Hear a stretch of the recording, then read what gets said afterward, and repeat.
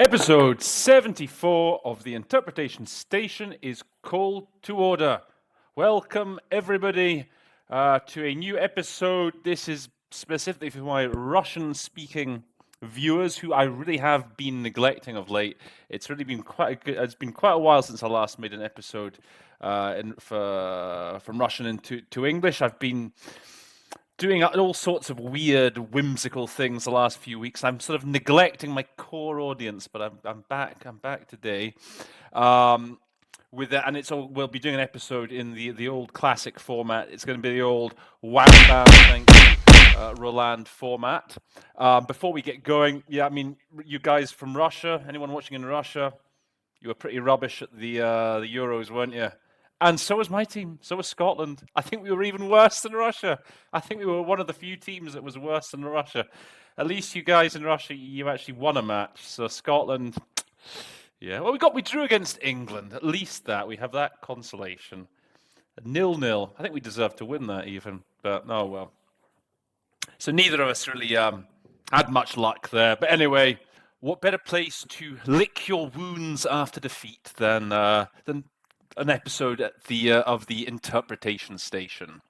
So the statement we're going to do, what we're going to do today, it's a statement that I put up on the Interpretation Station LinkedIn group quite a while ago. So the statement is from the 11th of March of this year.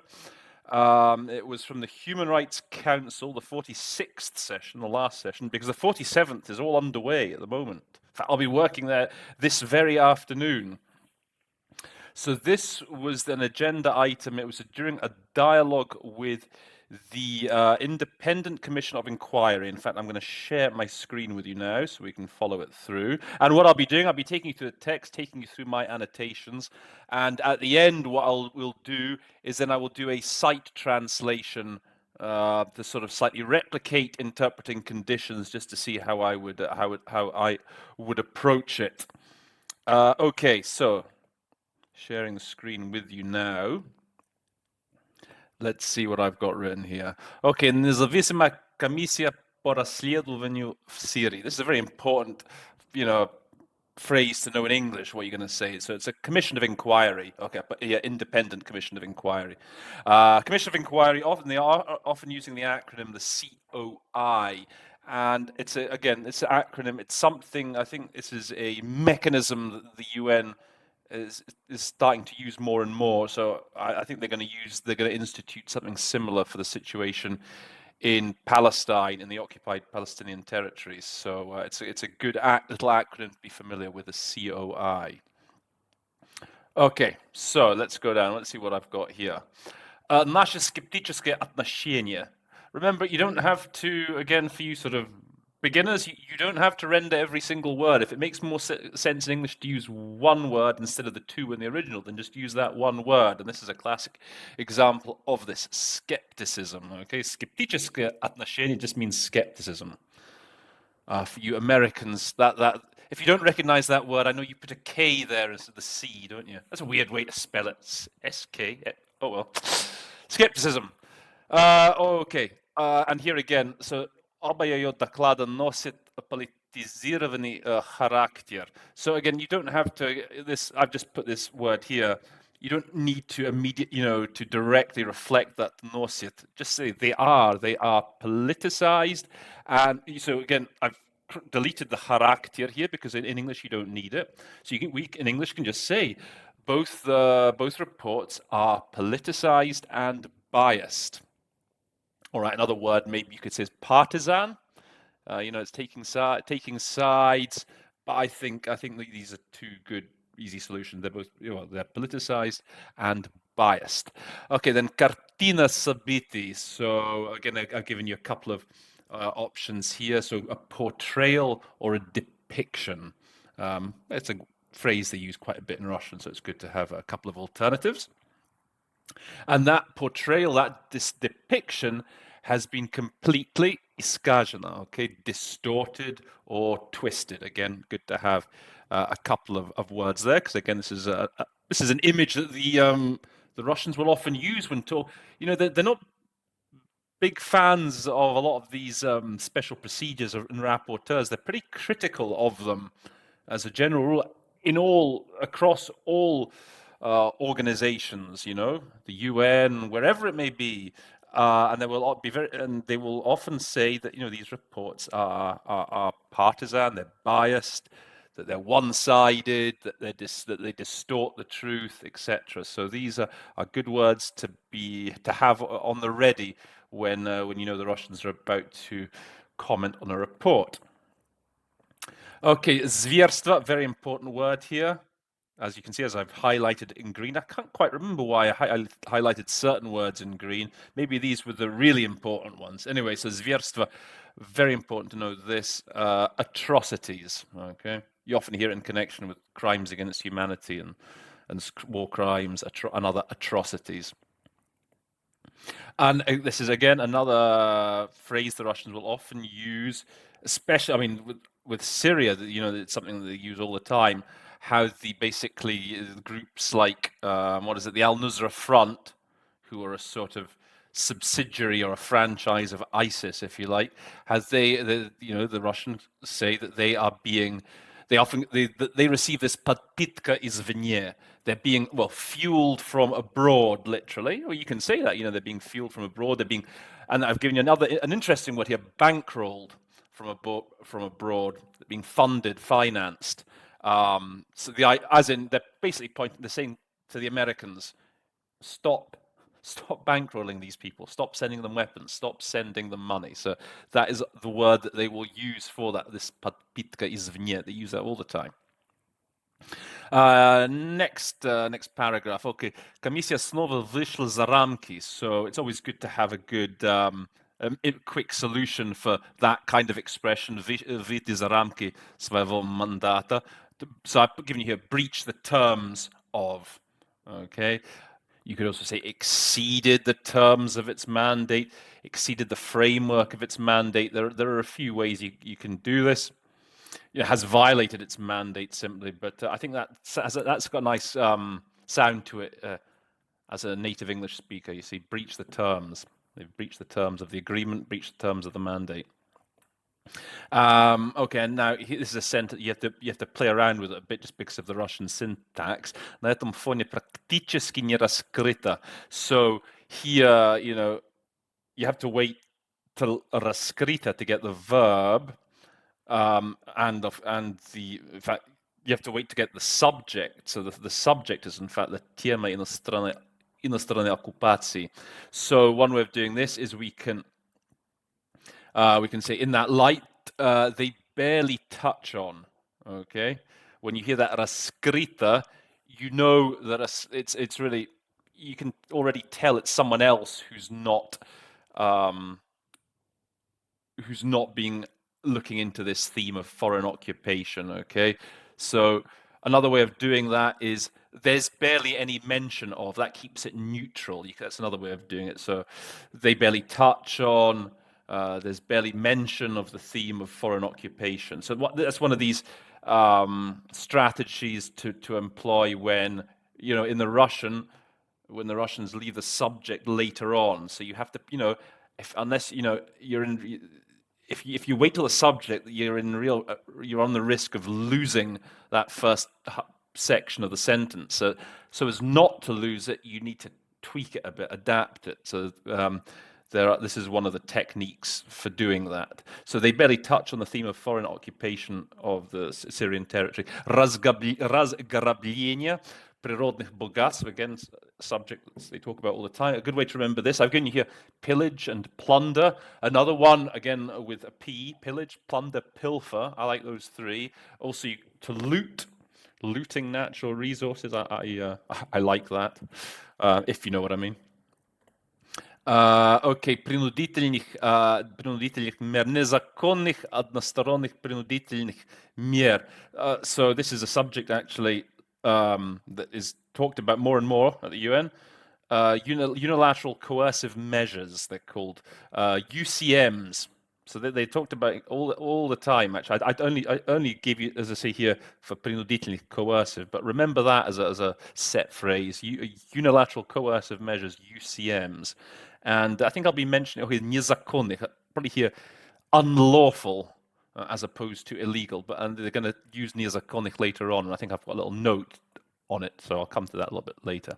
Again, here we have a case where the остались незамеченными, where they kick in with an expression you don't know what who the subject is, what's been ignored, what's not been noted. Okay, so one way again to get round this is, okay, basically the subject of most of this statement are the rapporteurs, the reports. Okay, so they. So you got to, if you go with a they, you got a good chance of being fine. So I've given you here, they ignore, they overlook. Again, you could say there is no mention. So again, you can either put it in directly into the third person, or you can, knowing that there's a chance you might have, you might be gambling and that you might have to correct yourself, or you can play completely safe and just put it neutral, just say there is no mention of the efforts. So there's always that. If you put it directly, say, into the third person, if you name the subject directly, it's always going to sound neater in English, okay, than going neutral with the there is no mention. But you're safer actually with the there is. So it's up to you. You need to decide that again in the moment, as with so many things in simultaneous interpreting. Now, this is an interesting example of why this next one is a good reason why it's nice to come back to these sort of texts after a couple of months or so, because I think it's been that long.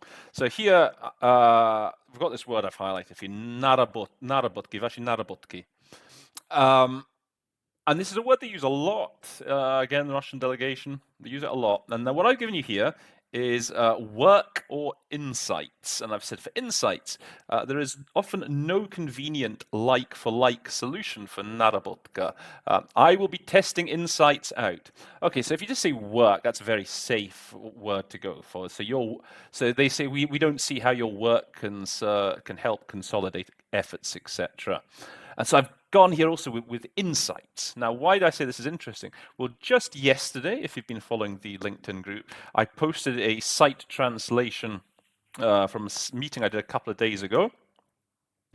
And lo and behold, at the end of this site translation, it was about a special rapporteur on independence of judges and lawyers. The very last sentence reads, «Готовы делиться собственными наработками в данной сфере с нашими международными коллегами». So I've got this very word. Can you see that there? Is that coming up?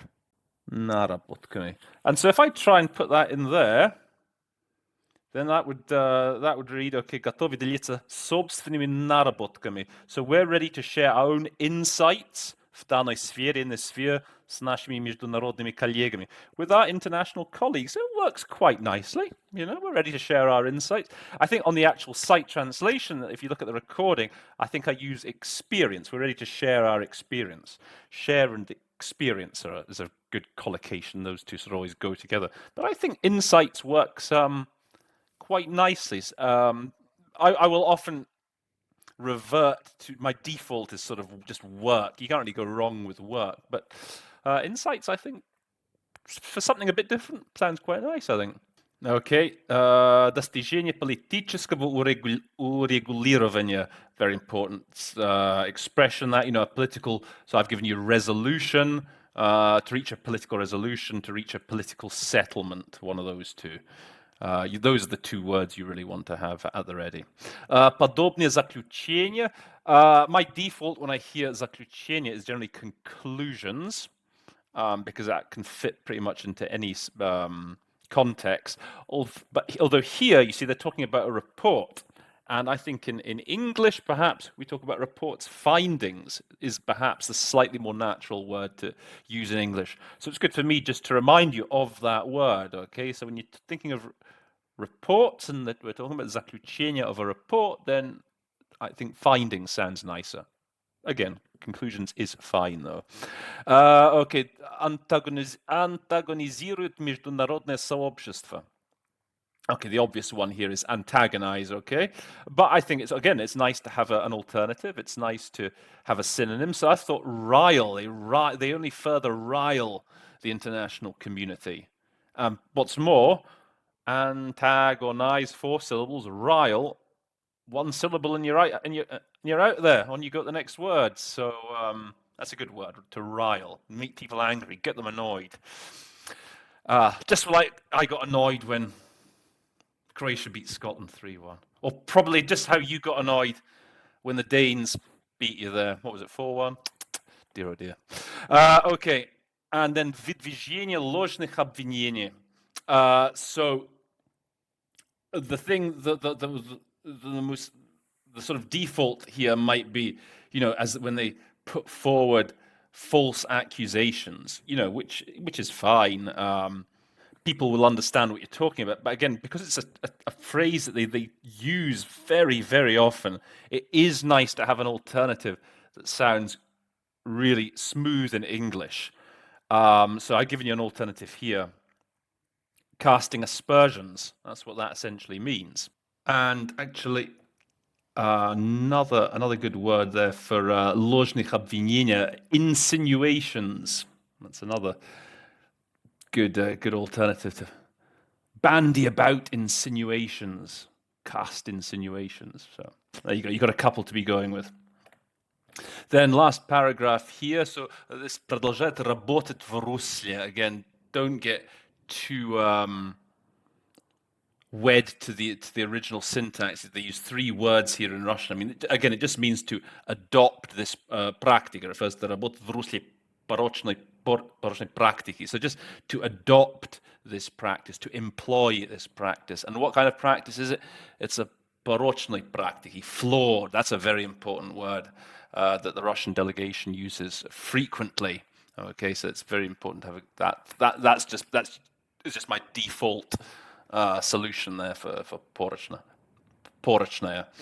Flawed practice of, and then again, использование правочеловеческого дискурса. Again, a concept that the Russian delegation raises all the time. So, it's not just to use, it's a bit stronger, isn't it, in English? I mean, you could say just they use human rights discourse, but it's got something stronger to it. So I've given you 2 options here. To exploit is my sort of default alternative when I hear that, but I think I'm going to try, I think co-opt is actually better, and that really hits the nail on the head when it comes to the meaning. They co-opt human rights discourse to try and do whatever it is they're doing. They'll often accuse other countries, the US, whatever, the EU, of co-opting the Human Rights Council itself, or of co-opting various mandates to do something by the back door. And this is in fact exactly what they say here. What are they co-opting human rights discourse for? To решение конъюнктурных политических задач. And whenever I hear that, the конъюнктурных, okay, so my default thing, short term, comes to me. So the idea is to gain some benefit in the moment, and then I default to hidden agenda. Okay, hidden agenda and ulterior motives. There are 2 concepts that are very useful to remember together. Just to vary it a bit. And what do you do with hidden agendas? What do you do with ulterior motives? Okay, in Russian it's the решение, to resolve them, but it's really to further hidden agendas or further their ulterior motives. So that's again a very important concept just to remember. This kind of thing you want to remember as a package. You don't want to remember it as just the individual words. You want to really remember it as the whole set. So to further hidden agendas and ulterior motives, you can always tell where it's from the moment they say порочной практики использования.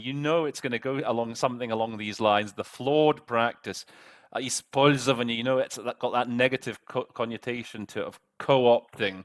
And why would you co-opt? I mean, as soon as you say the co-opt, why do you co-opt something? It's usually people co-opt things because they have a hidden agenda. They have their own agenda, okay, their own ulterior motives. And then just to end here, so this word свержение правительства Syria.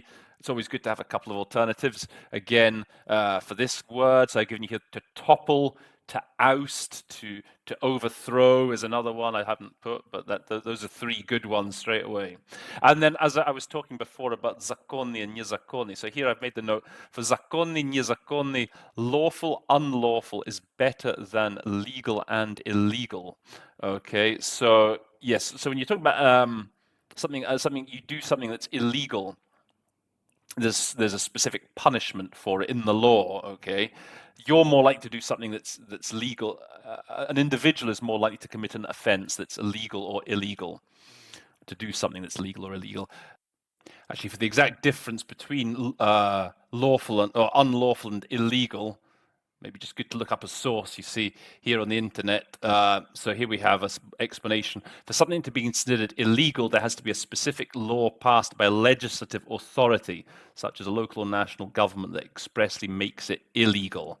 Okay, for example, according to the laws of a country, owning a gun is illegal. However, something that, and then we go down here, however, something that is unlawful is contrary or goes against the established law without there being a specific law enacted by a legislative authority to condemn it. This is a broad category because there are countless acts that are unlawful. So yeah, generally when countries do things, generally, it's better to play safe with unlawful as opposed to illegal. I mean, you'll be fine. You wouldn't. I mean, again, it's a bit of a technicality. You can say either, but I prefer to say lawful, unlawful than legal, illegal.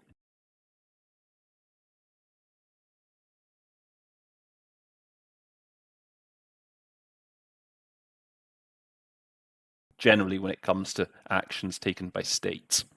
Okay, so there you have it. So to conclude, I'm just going to give you a quick read through, sort of under interpreting conditions, to see how I might go about this. Okay, so Human Rights Council has a president. President, skepticism of the activities of the Commission is well known. Both its reports are politicized and partisan. The depiction of the Syrian crisis is completely distorted. The main destabilizing factor, for some reason, is cited as being not atrocities by the terrorists and their bankrolling from abroad, but, in effect, the counter-terrorist activities of the Syrian government. The Commission again has breached the terms of its mandate, alluding to themes of possible use of chemical weapons and to the political process. In that regard, they barely touch on the theme of foreign occupation of Syrian territory, the looting of natural resources, and the unlawful unilateral coercive measures. They overlook the efforts of the government to overcome the crisis. In the meantime, it's been the Syrian authorities conducted in last November an international conference on refugees. We don't see how your insights can help consolidate international efforts to achieve political resolution in Syria. On the contrary, such findings only further rile the international community and lead to to aspersions being cast, insinuations being made.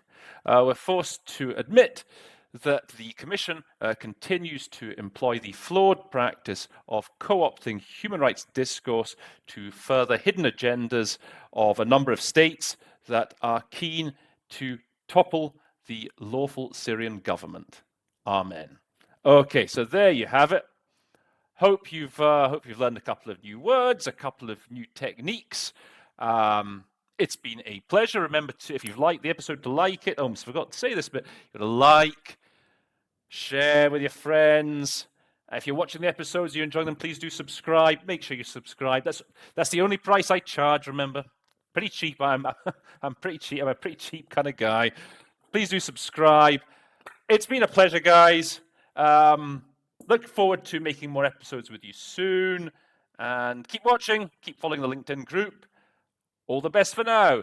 Episode 74 of the Interpretation Station is adjourned.